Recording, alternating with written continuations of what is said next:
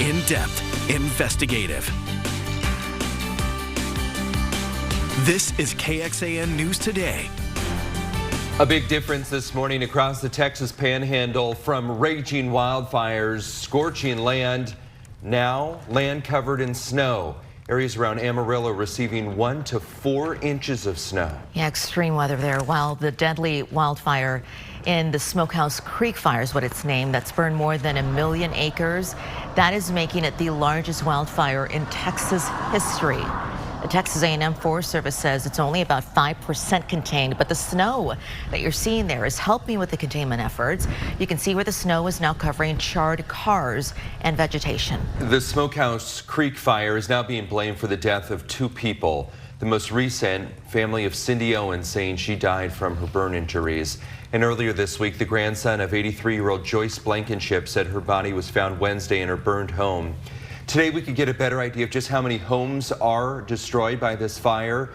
Governor Greg Abbott will provide a briefing on the response and the impact.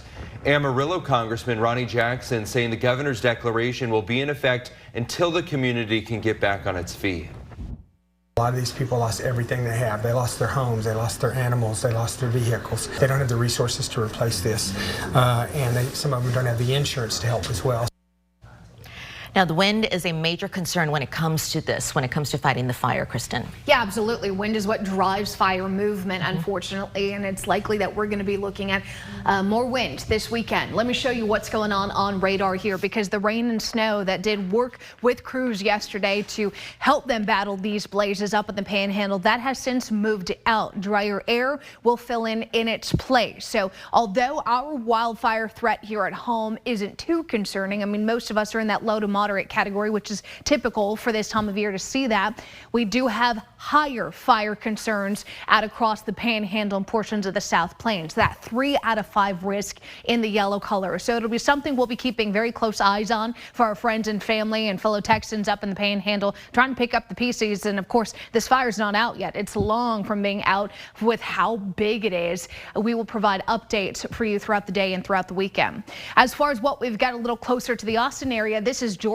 Our Ewell Kubota weather camera showing mainly quiet skies. Temperatures today, despite the fact that it's cold this morning, are going to be beautiful later on this afternoon. Right now, we're pretty much at freezing, if not even below it, in most locations in the hill country. Along and east of I-35, we've got 40s, but it's going to be a fairly nice Friday, and your weekend looks fantastic. We'll talk more about it coming up. You bet, Kristen, thank you. The cause of this week's hotel fire in South Austin may never be known. Austin fire officials say the cause is undetermined because of complete destruction to that building.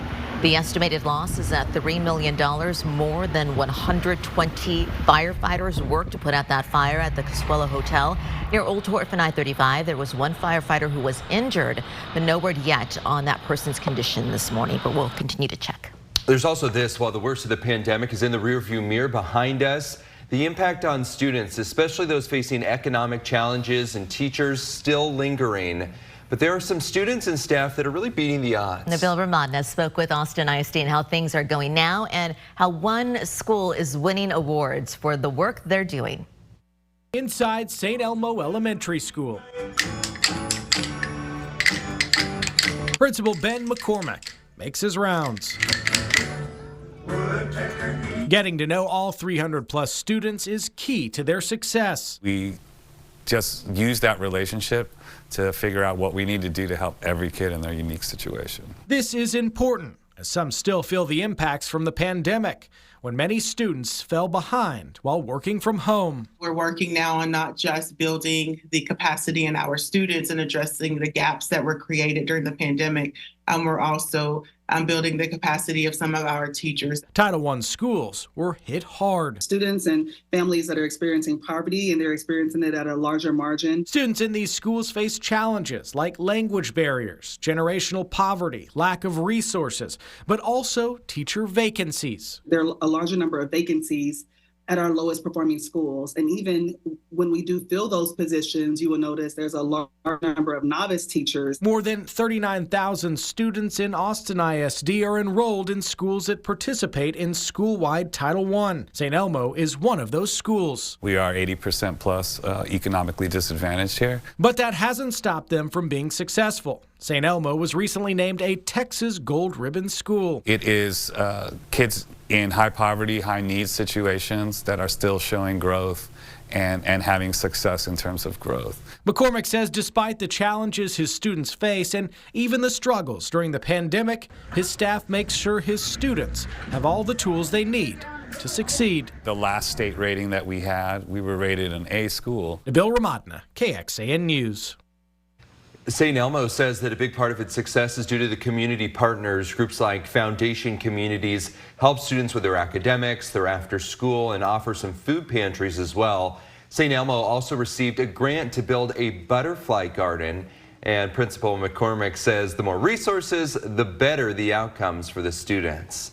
Let's go in depth on this. In 2022, the latest data that we have, the district as a whole graduated about 93% of its students within 4 years. That's an increase of a percentage point from the peak of the pandemic in 2020. Taking a look at Title I high schools, all schools had a 92% or higher graduation rate. The exception was Eastside Early College High School, which had an 88% graduation rate. Northeast Early College High had more than 98%. You could take a closer look at the graduation rates under this story at KXAN.com. Coming up, why a prominent businessman in Austin is now facing arson charges. City leaders have a new goal to put Austin on the map for all things soccer. The steps they're taking and getting kids onto the field, even some more major events. Good morning, everyone. On this Friday, the first day of March, a live look outside from our camera over in Georgetown at Ewald Kubota. Krista has the latest when it comes to your weather, but first to your news, because a prominent Austin businessman now faces arson charges. We got to look at court documents obtained by KXAN investigators. They say Dorsey Brian Hardiman is accused of setting fire to the former site of Mellow Johnny's in downtown Austin. He's the founder of Continental Automotive Group, which has several different dealerships in Austin. Those documents say surveillance cameras appear to have caught this 75-year-old earlier this month, and they say you can see him spreading gasoline around the building and lighting matches. And according to the documents, Hardiman owns the building next door and previously did ask about buying his neighbor's building, according to documents.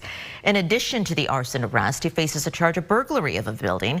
Court documents also link him to another arson.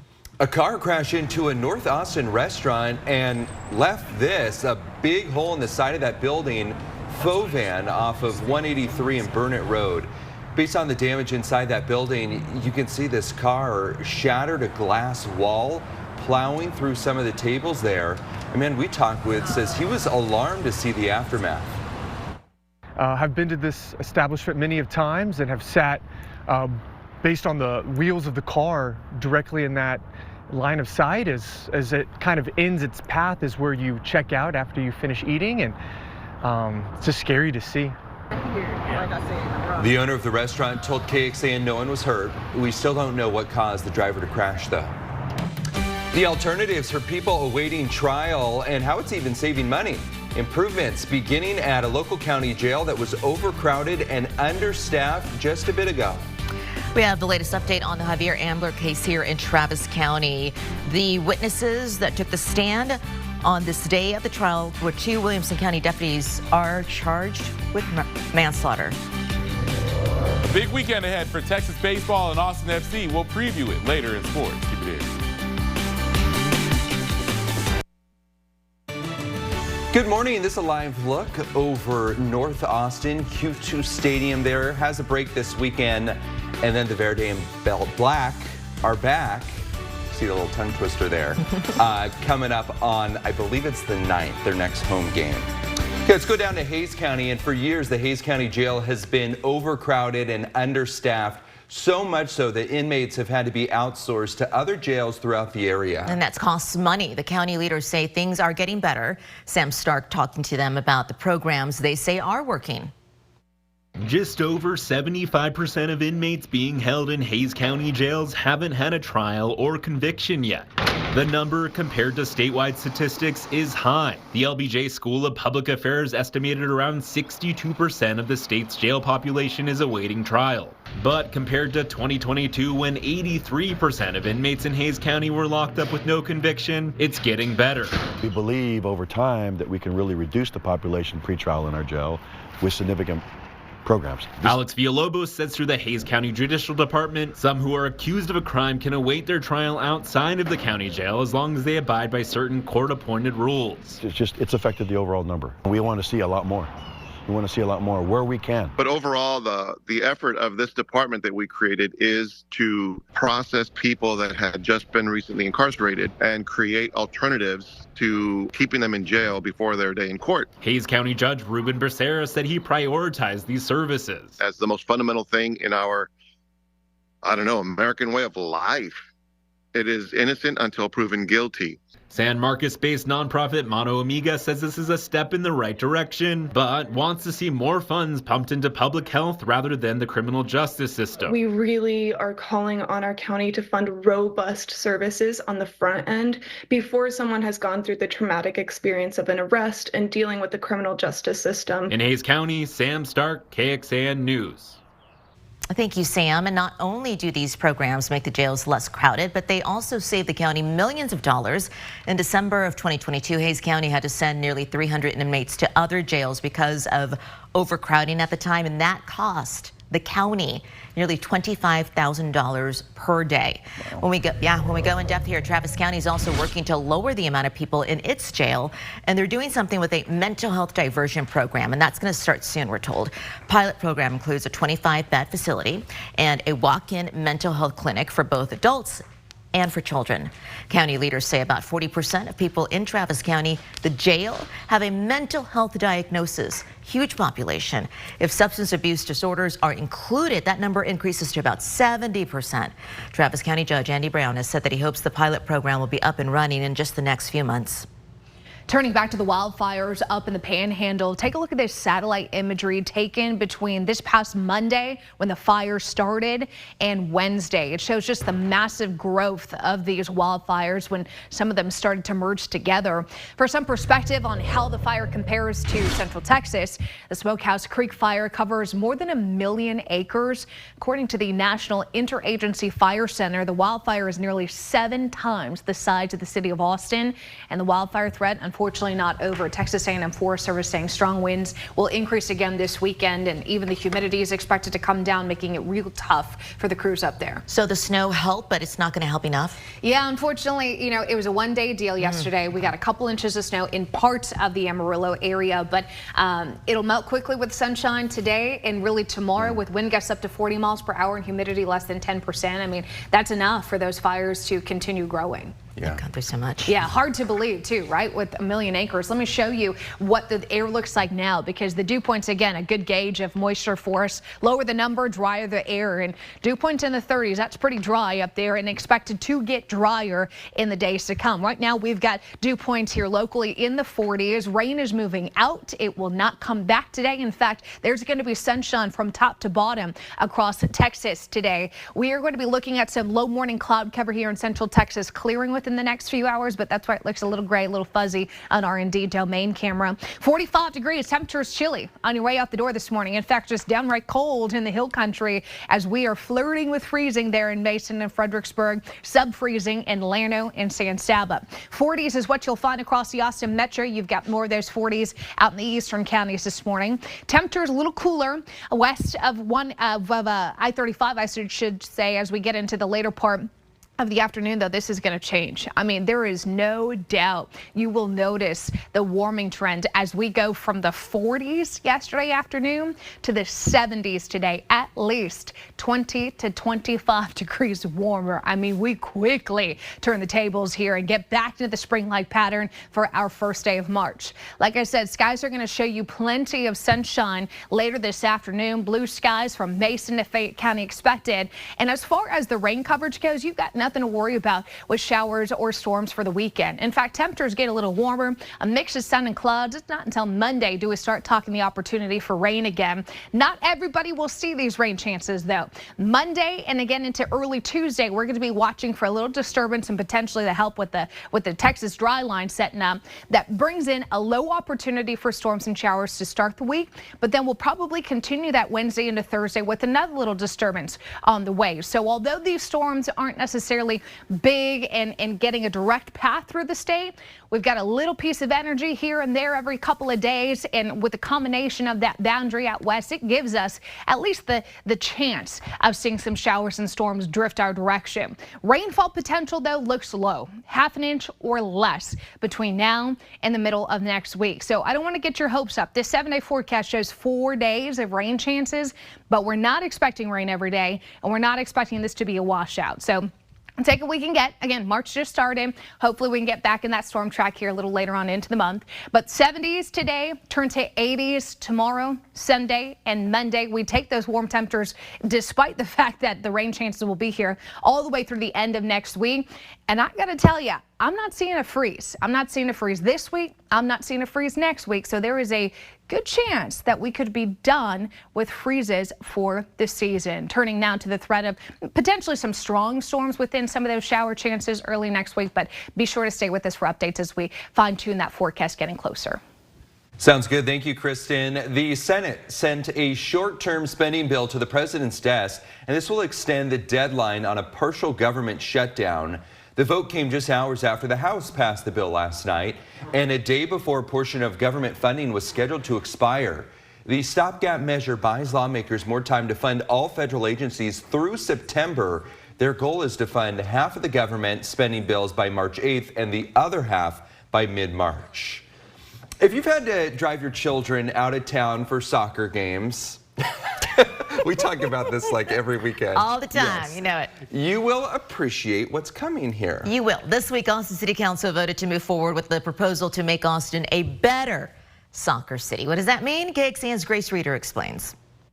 On a chilly Thursday, with school in session, the Onion Creek soccer field's only home to the occasional speed walker, not a soccer ball in sight. But when school lets out and the clouds part to nicer Austin days, these fields become part of a turf war. There needs to be more places to play for youth, for adults of all different levels, and there's a huge shortage of that, particularly compared to other cities with MLS teams. It's why Austin City Council voted Thursday to kickstart the process of expanding soccer access in Austin.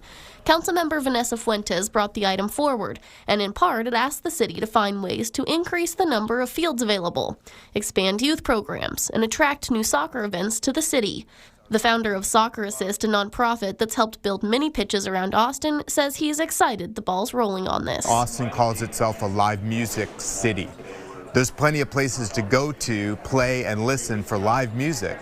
We're calling ourselves now a soccer city. It has to be a similar parallel there. Of course, we've been calling ourselves a soccer city on the left foot, bottom corner, because of this team right here, Austin FC. The director of operations at Capital City Soccer Club says that team has given young athletes in Austin something to aspire to. Whether it's dance or soccer or whatever it is, you know, you want to be able to see people like you. And Austin FC have brought in tremendously diverse players. Next step, the city manager will bring solutions to city council. That'll happen later this year. The goal, more fields like these and more of you invited to play on them. Grace Reader, KXAN News. Okay, this will come back to Austin City Council in September. The city manager is asking to look at available land and what the needs are, plus some of the recommendations for it. And don't forget to tune in to our show, All Things Austin FC, this weekend on Verde Lights. We have a recap of the Austin FC Minnesota United game, talking to players on the team and much more. Catch Verde Lights right here on CW Austin this Saturday at 11 in the morning. This is KXAN Sports, brought to you by Thomas J. Henry. Good morning. Austin FC still hoping to get the first victory of the season tomorrow. The Verde and Black's regular season debut left a bit to be desired as they fell to Minnesota 2-1, with their only goal coming very late in the match. Capitalizing opportunities has been the theme this week, as the club says if they want to beat Seattle on the road tomorrow night, they've got to have a much better start than last Saturday.